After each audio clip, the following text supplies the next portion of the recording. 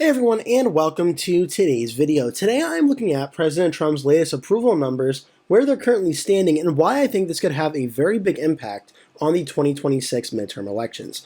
So the most recent polling numbers on President Trump's job approval rating shows he's at a record number for his second term.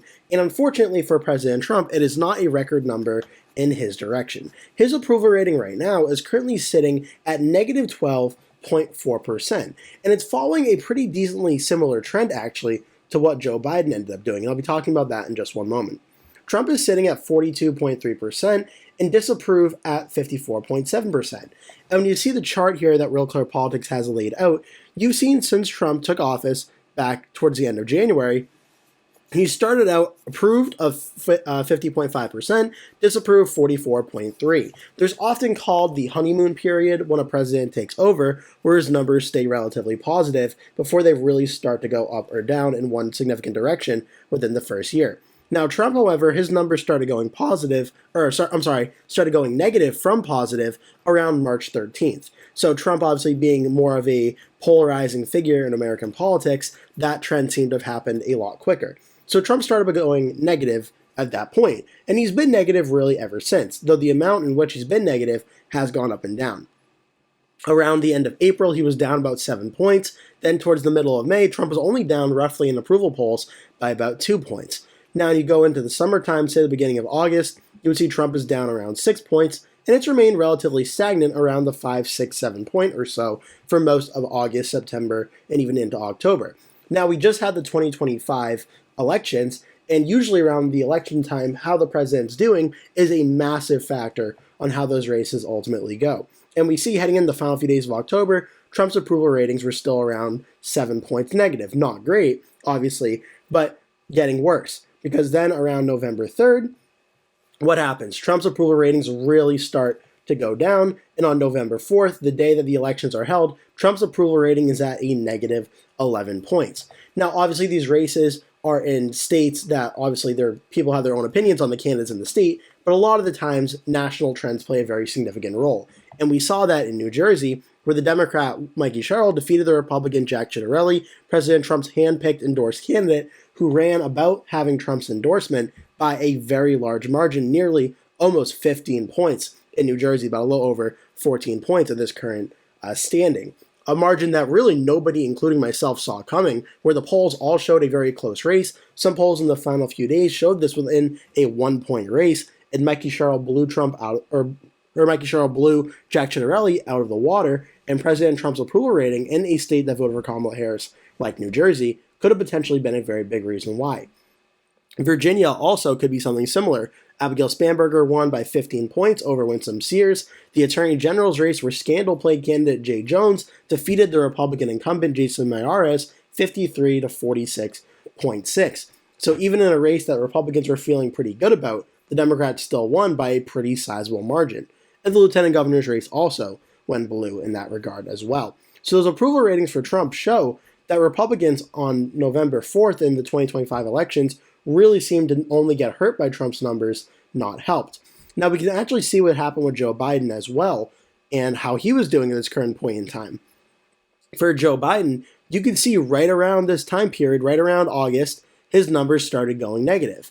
And then they were negative by roughly 3 to 4 points or so throughout September, and towards the end of October, Biden was down about 9 points. Including getting to this point by around the middle of November, he was down about 12 points. So Trump is certainly running a little bit worse than Biden did at this current point in time, but it was bad for the Democrats in the November elections, and Biden's approval rating certainly played a pretty large part in that.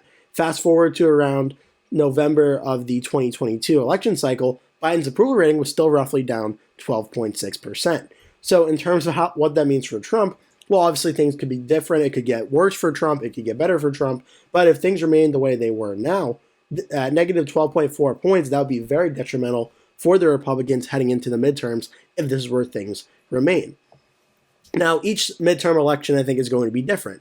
Because, for instance, with the House, there's been a lot of redistricting going on by President Trump and the Republicans trying to mitigate the disaster of the midterms that they likely know is coming. President Trump has been very frustrated with the state of Indiana, where some key legislatures don't want to redo their congressional map, because if they do redraw the map, there's a real chance that Indiana 1 and potentially even Indiana 7, both Democratic seats in Indiana, could go to the Republicans. But President Trump in states like Missouri, in states like Florida, he's pushing for it in states, or in Texas, he's pushing for a state like Florida and Indiana to redraw because President Trump knows his numbers are not very strong and Republicans are likely going to get absolutely blown out at the House level in 2026. So they're trying to keep this as many seats red as possible by redrawing their maps. Obviously, though, that's not done in a vacuum. Democrats now redrew the map in California to counter that. There's talks about Maryland, Virginia, and Illinois potentially redrawing to try and get more Republicans out in their areas. North Carolina has been redrawn as well. North Carolina won. Don Davis is now going to be a red seat. So the redistricting battle that President Trump is waging right now is trying to stop the anticipating blue wave that the 2025 elections seem to suggest. And Trump's approval ratings being at -12 is certainly not going to do any favors for the Republicans, especially as when you look at the generic ballot for 2026, Democrats are leading over the Republicans by 4.6% now. And remind you, after the 2024 elections, there were conversations of the Democratic Party is at its most unpopular among the American people in a lot of early polling, and the Democratic Party doesn't have a really clear direction to go off of after President Trump and the Republicans won in 2024, and now it seems the Democrats are the ones that are clearly on the offensive heading into the midterms. And you can see how President Trump's approval ratings fell. The congressional ballot got even better for Democrats, especially when you look right around October 17th, the congressional ballot was only a 1.6% lead for Democrats. Right as the elections happened, 3.6% lead for Democrats over the Republicans. It more than doubled. And now at this current point, it's 4.6%, over tripling from what it was back towards the middle of October. So the Democrats clearly are the ones that have the momentum going into the 2026 midterms, which explains why President Trump is trying to redraw the congressional map to keep his Republican seats as possible. But when we're talking about the likes of a massive midterm wave, well, just to give you an idea, the House elections in 2024 on the current map, Republicans won 50.6, Democrats won 47.8, a 2.8% win. If the Democrats are going to be winning it by around 5 points or so, that's roughly, you could say, around a 7 to 8 point shift towards the Democrats' direction from 2024. So let's just see hypothetically what this could look like. Let's take the House map from 2024 and just shift it by 8 points. And if that were to be the case, the Democrats would go up to 236 House seats, Republicans would be at 199. It would be a massive blowout victory for the Democrats at the House map level, including some of the races that we talked about in past videos and more in-depth videos as well, like Virginia 2, like the 2 districts in Pennsylvania, Pennsylvania 8, Pennsylvania 1, and Scott Perry's Pennsylvania 10, like Iowa's 1 and 3 with Marinette Miller-Meeks and Zach Nunn. These key races that Republicans need to hold on to keep the House, both of these, or all of these really, flip to the Democrats. Even the red district out here in Colorado 3, which was only about a 5-point victory last time, that one would flip to the Democrats. Arizona's really 2 close districts, 1 and 11, or 1 and 10, I believe, flip to the Democrats. So the Democrats right now, based on how the polling is looking, it's looking like 2026 will be a pretty much Democratic seismic blowout for what it could be based on their early polling data. And this doesn't mean there's nothing to go off of as well. We can look back at what the House elections were in 2018. The Democrats in President Trump's first midterm year won 235, Republicans 200. And it was after in 2017 the Democrats had a very big election win in Virginia of roughly a 9-point governor win, in New Jersey, which was, tell me if you heard this before, a 14-point win for the governor's race. So President Trump, I think, knows the writings on the wall for the midterms, which is the Democrats, especially at the House level, is definitely going to be a very big victory for the Democrats, and President Trump's trying to redraw the map to stop that from happening. But even with all the redraws that have happened thus far, without Indiana getting redrawn and without Florida getting redrawn, there's still a very big path for the Democrats to win the House, and by a decently sized margin, if more of these seats don't get redrawn. Now, hypothetically, let's just say the maps do get redrawn, and Indiana's 2 Democratic House seats go red. Florida can redraw, say, at least maybe 3 of the House districts, if not more. Let's say give them 4. If that were to happen, that gets the Republicans up to 216. The Democrats at this point still have a pretty strong pathway to victory just by the toss-up seats that are out there of roughly 19 of them. If the Democrats won at least, 18 of the 19 toss-ups, they would still have the House majority without some leaning Republican seats like in Colorado 3 with Jeff Hurd that could flip blue, like Iowa 3 that could flip blue, or Pennsylvania 8. So the House, even with the redraws, is certainly going to be in play, and I think the Democrats are more likely to win it than not, seeing as how 2025 elections have went and how the polling so far suggests. And with President Trump's current approval rating, it may only be getting worse for the Republicans heading into the midterms. Now that's on the House level. The Senate level is a little bit more tricky because the map that's up is sort of in an interesting position on how the other election cycles have gone. So the Senate map right now, my most updated recent prediction is Democrats would have 48, Republicans would have 52. Now the seats that I had the absolute closest are Michigan, Maine, North Carolina, and Georgia. These are my and also the consensus top 4 Senate races to watch for in this cycle in terms of being the most competitive. Now it's important to note that 3 out of these 4 seats were all in states that Donald Trump won in 2024. Trump won Georgia and North Carolina and Michigan, while Kamala Harris won the state of Maine. Now, it's possible the Democrats, if they're having a very good night on election night 2026, may very well see Michigan go blue, Maine go blue. You could see North Carolina go blue and Georgia go blue, which would definitely be a very strong night for the Democrats. You're flipping 2 GOP seats in Maine and North Carolina, 2 states that, well, Maine, even though it's a bluer state, Susan Collins has not been defeated at the Senate level thus far, and North Carolina is a swing state, but usually votes for the Republicans by about 2 or 3 points at the presidential level. It would be very big wins in these states. But even still, the Democrats would be at 49 Senate seats, Republicans would be at 51. So the Democrats would still fall short of officially taking the Senate.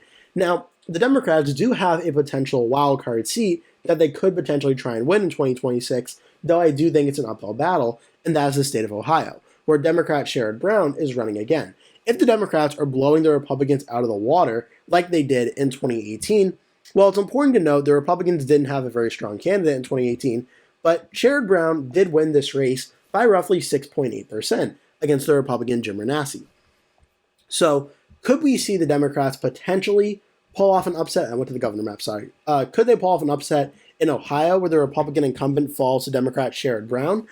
It's definitely possible. I personally don't think it's going to happen. I think it's more likely that the Republican would narrowly hold on. But this time around, Brown is the challenger against a Republican incumbent. He has the advantage of a Democratic midterm wave year. But even if this were to happen to be a 50-50 Senate, technically the Republicans still hold the majority, because when the Senate is tied, the 51 majority vote, or the majority vote, goes to the Vice President, J.D. Vance, to break all the ties. Now, the Democrats would love to get a 50-50 Senate, as this would essentially be a nightmare for the GOP in trying to get a lot of bills passed, and Vice President Vance would have to basically be in the Senate all the time to try and get anything done. This would be the Democrats' essentially dream scenario. Now, Democrats, especially, I'm sure, will love to talk about flipping Iowa, Nebraska, Texas, or Alaska. These are sort of the next Republican Senate seats they view as the tier outside of the top 4 and then outside of Ohio to flip. But Iowa, Nebraska, Texas, and Alaska are all very likely Republican states at absolute probably best for the Democrats. The only difference is there's an independent running in Nebraska, made it a close race in 2024. Iowa, with Joni Ernst not running, I think is going to be more likely of a solid Republican win. Texas, even though it's John Cornyn versus Ken Paxton, if John Cornyn becomes the Republican candidate, I think there's more of a chance that one could go to the Democrats, but overall, I think it would still probably stay red, though John Cornyn's unpopularity certainly can make the race more competitive. And with Jasmine Crockett potentially entering the race in December, that may put a lot more national attention on that Texas Senate race, so that could certainly get very entertaining as well. I'm not sure if she'd be able to win that race. I think James Talarico or Colin Allred may do better in that race than Crockett would, but it would certainly bring a lot of national money and national attention to that race. Maybe that would put it in play, but in Alaska is the wild card because of Mary Peltola, the former Democrat representative, runs for this race against Dan Sullivan. I do still think Dan Sullivan's favored to win in that regard, but Alaska, I believe in 2020 and 2022, or I think it might have been 2022, showed that would be willing to vote for the Democrat Peltola especially. So if she could pull off an upset there, that would give the Democrats a very narrow majority of 51-49. Now, I know what you're going to say. This is not pretty realistic. This is like a Democrat dream scenario for 2026, and I personally don't think it's going to happen. But at very least, on paper, it's the most plausible path that could be happening. If there's a Democratic midterm like blowout, I think at very least it could happen. But again, I wouldn't really bank on it. I still think the Democrats' best case scenario right now is probably 51-49. But again, we'll have to wait and see how that all goes. As for governor elections, it doesn't have as much national ramifications for Democrats, but some seats that I already have the Democrats winning, like Wisconsin, Michigan, and Arizona, would remain blue. But then you could also see some very important Democratic flips, especially if you live in these states, like in Nevada, defeating the Republican incumbent Joe Lombardo. You could see Georgia flip for the first time having a Democratic governor. You may see Iowa, which at the Senate level I think is more of a Republican state, but with the only statewide elected Democrat Rob Sand running for governor, you may see him potentially pull off an upset and give the Democrats the first governor of Iowa in a very long time. Out there, you could see Alaska, Texas, Kansas, Florida, Ohio, New Hampshire. These are states that I think will all be under 15 points. Maybe Democrats try and make those competitive, but I think their candidates, respectively, depending on each state, are in pretty solid position to win re-election. But you could be in for a night in 2026 where if the Republicans and President Trump are polling in a very poor position and the country is really starting to, I would say, turn against them and want change, then potentially Democrats could be in for a very strong midterm night, which galvanizes them going into 2028. Now, again, we're talking about this in the middle of November of 2025, right after the 2025 elections happened. So could this all change in the next year or so? Yes, it could. It could change for the Democrats' direction, get even better for the Democrats. It could change for the Republicans' direction, get even better for President Trump and the Republicans. It could also just remain the way it is right now, which if it remains the way it is right now, I think the Democrats are in for a very good night. They'll pick up probably a few governor's races. They'll also pick up a handful of Senate races. But the real drastic impact is the Democrats will probably flip the House from Republican to Democrat, which at that point, if that were to happen, that would be a very detrimental blow to President Trump in trying to enact his agenda in the final 2 years of his second term. And then would set up a very interesting 2028 election where you essentially have a president who can't get a lot of legislation done without getting Democratic support. And then you would have potentially J.D. Vance running against another Democrat, maybe Gavin Newsom, and trying to make the argument to voters of why he should be president to try and enact a lot of similar policies to President Trump after the midterms went the Democrats' way. So it could be a very fascinating scenario depending on how that all goes down. But right now, Trump's negative 12.4% approval rating, at least on paper, does not seem to be doing him or the Republicans any favors heading into 2026.